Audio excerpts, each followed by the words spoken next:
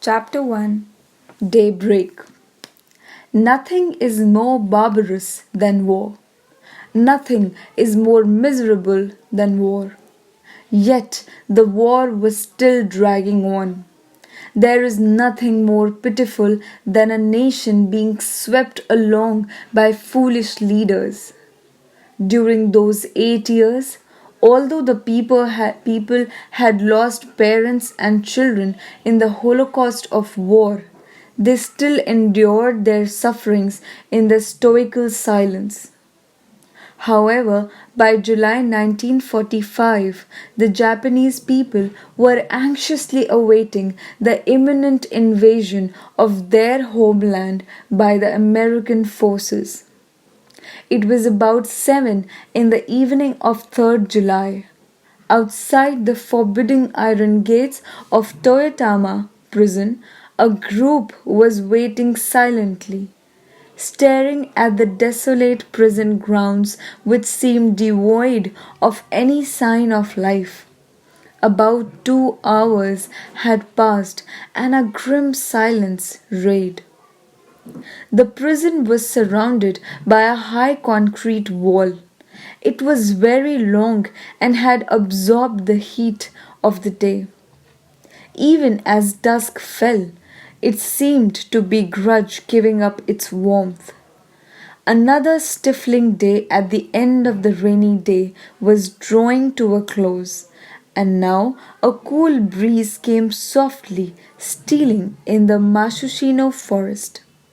At that moment, from a tiny iron door to the right of the gate, a slender middle aged man hurriedly emerged. He was carrying a large parcel wrapped in a cloth, and in his haste he stumbled. The group waiting cried out and rushed towards him. "Oh!" the man exclaimed, his glasses glinting. He stopped abruptly and looked up.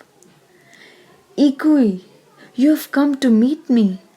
Our house? It hasn't been burned down. Everything is all right." That's fine. Don't worry anymore. I've really caused you all a lot of trouble." He spoke quickly to his wife in a compassionate voice. "Welcome back, uncle. Kazao, you have come too." "Welcome back," his sister greeted him. "Sister, how good of you to come." His wife, his sister, and her son Kazao had come to greet him. Dressed in an unlined cotton kimono, the man's body seemed almost buoyant. The breeze parted his robe, and for an instant his emaciating legs could be seen, looking like two thin sticks. His wife Ikui, on the verge of smiling, was taken by surprise.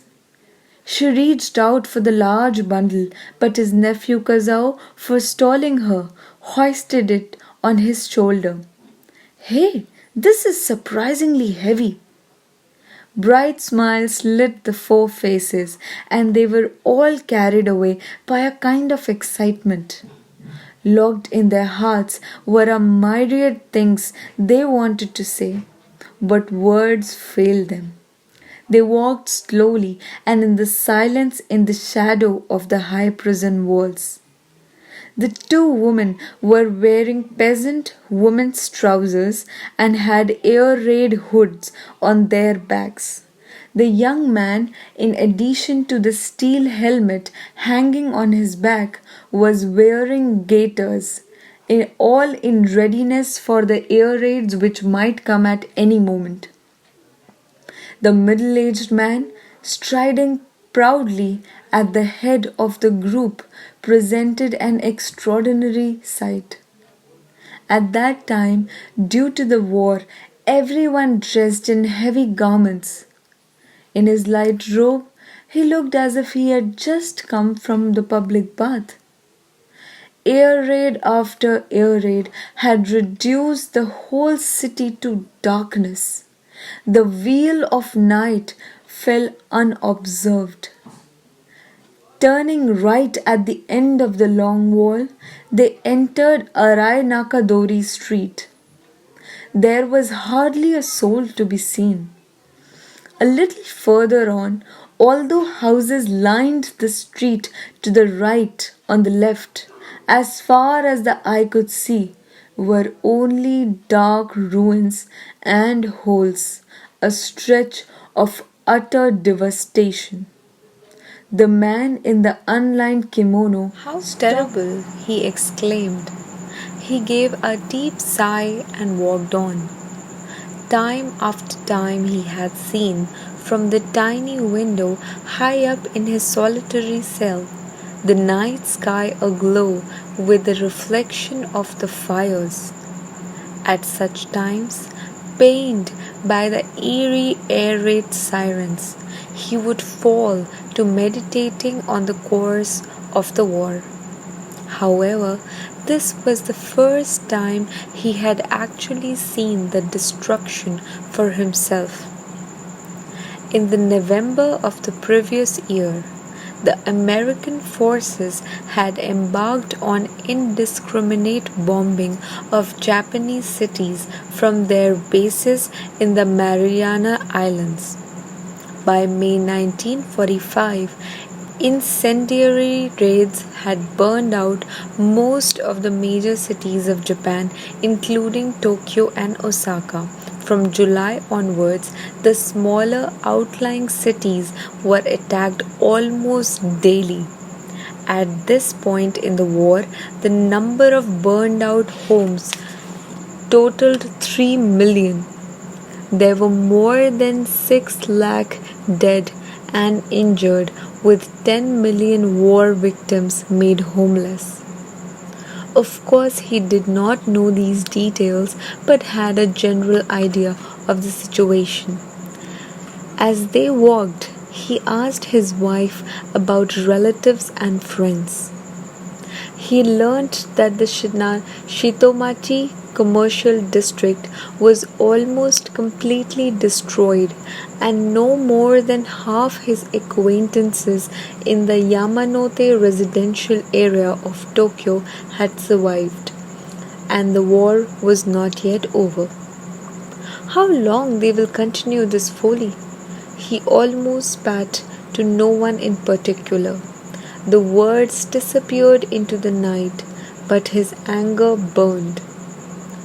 Hopes of peace and happiness are common to all mankind. Who on earth enjoys war? Who does it make happy? Neither the victors nor the vanquished. History shows that modern Japan has gone into battle almost once a decade, putting at risk the nation's future, and each time the country has made great sacrifices and suffered great misfortunes. How can this destiny be changed? This man's thoughts were completely different from those of the average Japanese in that war-torn era. He had no sense of guilt, nor any cause for remorse. He had no need to justify his conduct to himself even while he was in the prison. How stupid and fanatical the military government was, and how violent and unreasonable his fellow countrymen.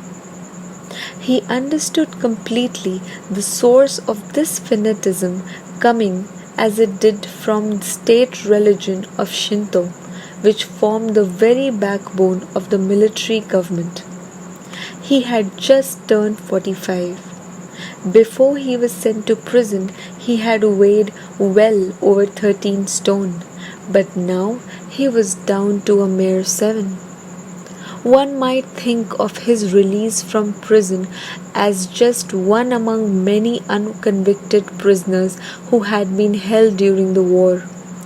But this middle-aged man with a shaven head, who had come out of the prison in a light kimono, was none other than Josei Toda. His revered teacher, President Makiguchi, had left the prison only in death. but he himself had passed out of its gate still alive. The two phenomena of life and death are the mystic work of one mind. But alive or dead, both men wished for Kosun Rufu and Obutsu Myogo in their hearts.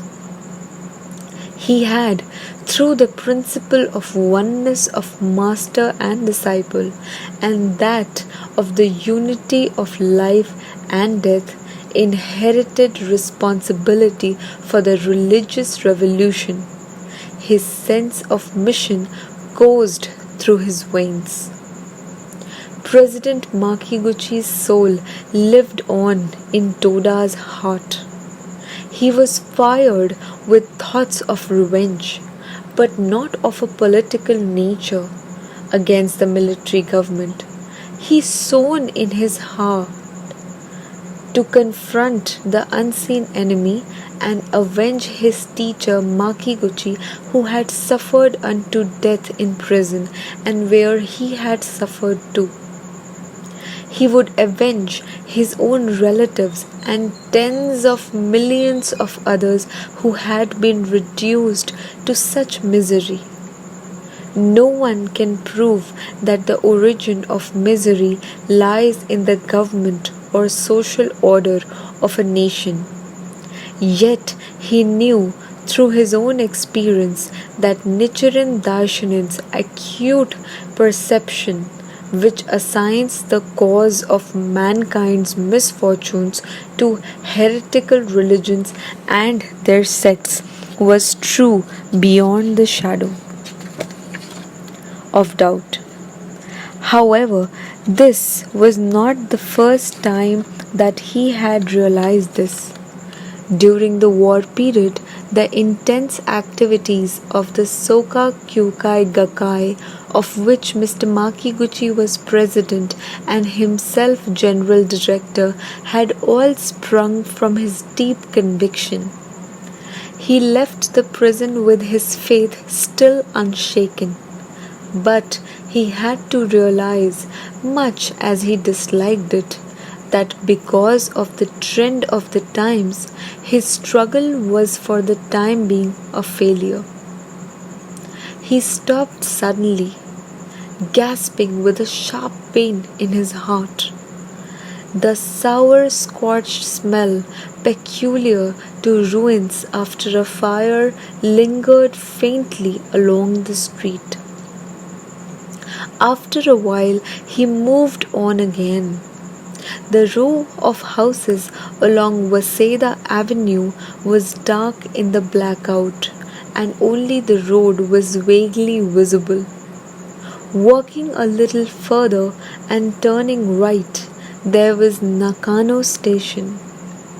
The little covered lights along the platform twinkled dimly. All they had to do now was to take the train. A little stone bank on the left was covered with a profusion of tangled grasses, and he sat down with a sigh. "Why don't we take a rest?" he asked his family breathlessly.